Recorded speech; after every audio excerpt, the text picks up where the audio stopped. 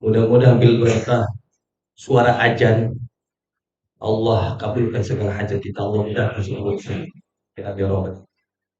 Kembali lagi tadi sedikit kami lanjutkan, Pak Bu. Jangan karena perbedaan pilihan kita bermusuhan,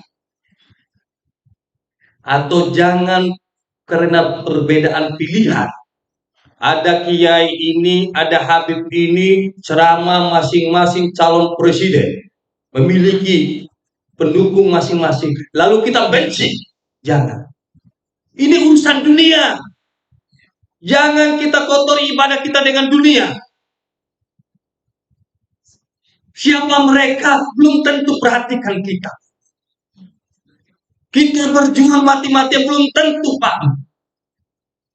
Pesan utama kami adalah pada kesempatan ini, jangan sia-siakan atau mengorbankan permusuhan. Mari kita ciptakan Pilpres yang damai, indah, bergembira. Ini hiburan. Kenapa hiburan? Makanya dinamakan pesta demokrasi. Makanya sedih, Bapak Ibu, orang menghujat seperti banyak maaf Prabowo, gemoy, joget. Kenapa harus dihujat? Kita tidak bisa munafik, Pak. Mulai dari para habaib, dia semua berjoget. Saya pun senang berjoget. Bukan berarti tidak punya program. Kita lalu menuduh terlalu jauh.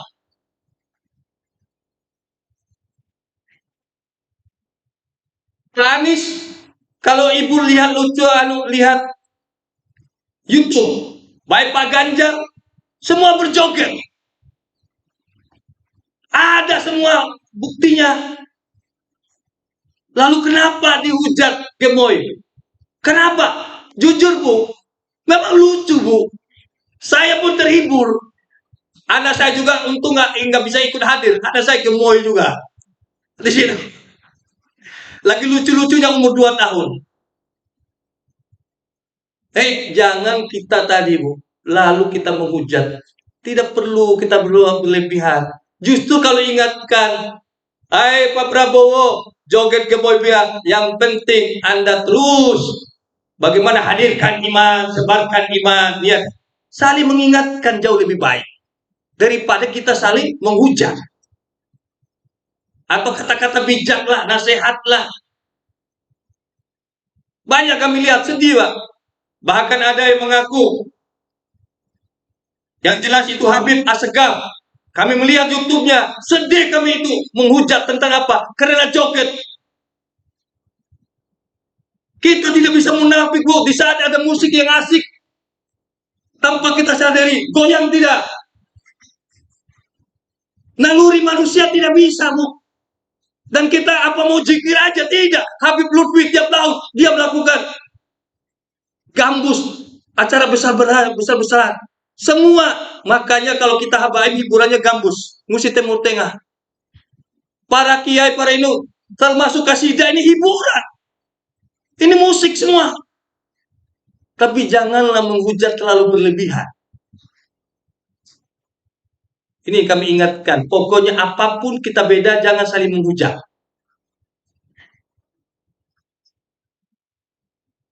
Yang jelas di sini tidak ada yang menghujat, tapi yang jelas kita bisa melihat baik di grup-grup, baik itu di YouTube, terang-terangan. Bahkan tadi kami berani nyenguk yang namanya ngaku Assegaf di situ, entah profesor atau apa, terlalu sadis jatannya. Bahkan tadi saya nonton lagi. Saya Habib dari Bima, NTB, Nusa Tenggara Barat. Sedih. Saya anak muda, saya pengacara. Kalau ngomong umur kami, Bu, lagi senang-senangnya maksiat. Tapi apa? Untuk apa hidup di dunia sementara akhirat selama-lamanya? Sedih, Bu. Kita ibadah-ibadah lalu akhirnya kita saling menghujat. Bisa hilang nggak ibadah kita, Bu? Sia-sia nggak tidak? Alangkah lebih bagus. Manusia ini kembali lagi kami tekankan, kita punya plus minus. Kita ini tadi punya lebih kurang. Tidak ada yang sempurna. Dan jaminan kita besok lusa jadi orang baik dari mana, Pak Bu? Kenapa? Iblis terus menggoda kita. Itu janjinya iblis. Makanya sangat penting kami ingatkan, Pilpres ini jangan saling menghujat. Itu yang paling kami tekankan. Yang kembali lagi tadi, untuk yang terakhir kami di sini mohon maaf, di sini kami bukan iklan, tapi kami juga perlu menyampaikan menurut keyakinan kami. Dan kami alhamdulillah kemarin, termasuk kami kemarin ada di KPU, dan saya Allah jumpakan langsung juga. Kalau Pak Muhaimin termasuk saya mendoakan, Bu. Sebelum dia capres Ibu kalau buka RI1 TV ada dokumentasi. Saya mendoakan, saya berpelukan, saya lihat. Pak Anies saya pernah jumpa sebelumnya. Begitu juga Pak Ganjar, semua berteman, semua bersahabat. Saling kenal satu sama lain. Tapi ingat, tidak perlu kita bermusuhan atau saling menghujat, saling menghina di situ. Dan kami kemarin jumpa, ya kami hanya disapa-sapa. Dan kami juga kemarin berjumpa langsung dengan Gibran, dengan Pak Prabowo. Dan kami ada satu yang kami dapatkan sesuai petunjuk spiritual.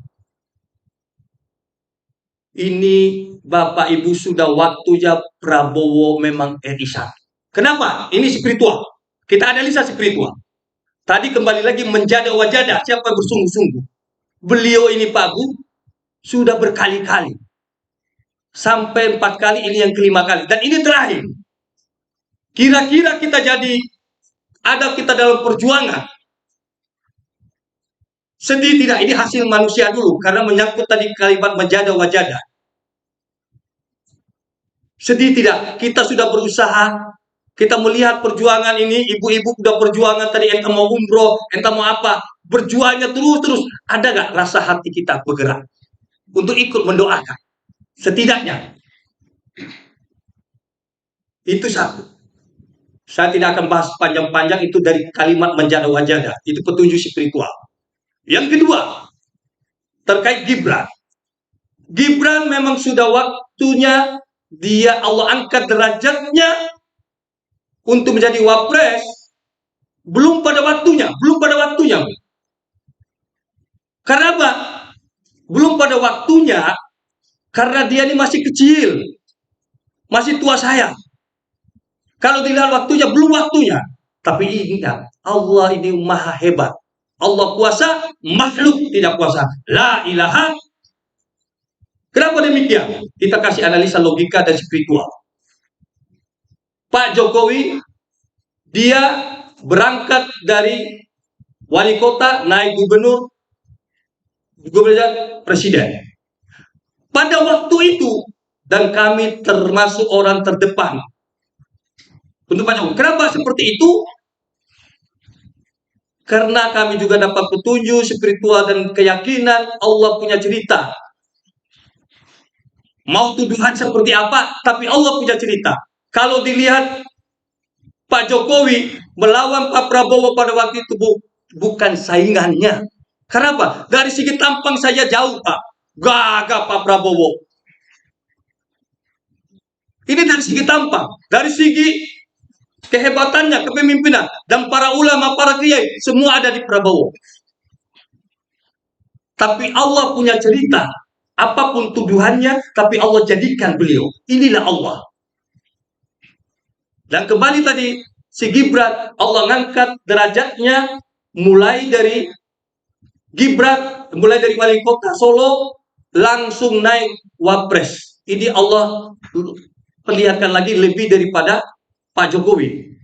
Kenapa bisa seperti itu, Mbak Bu? Ini kita analisa spiritual.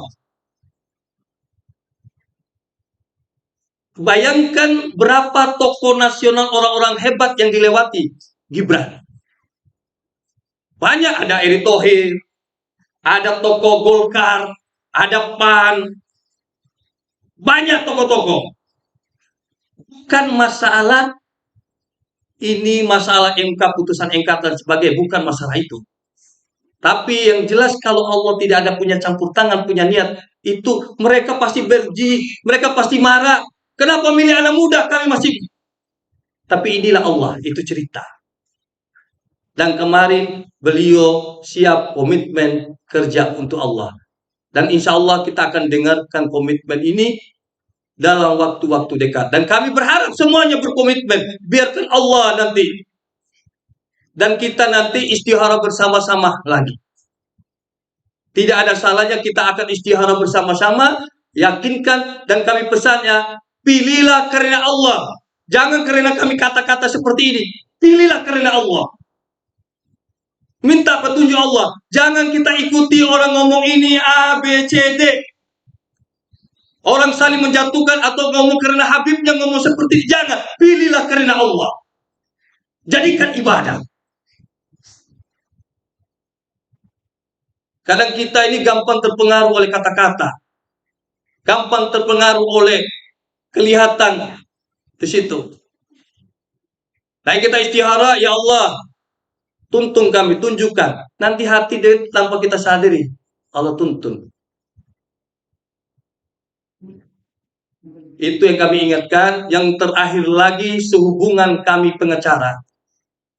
Kami konsultan hukum dan spiritual. Ibu-ibu yang hadir pada hari ini, atau jamaah-jamaah majelis taklim al-had dimanapun berada, ada permasalahan hukum apa saja Bu, bisa hubungi kami melalui Ibu Ana Tarigan.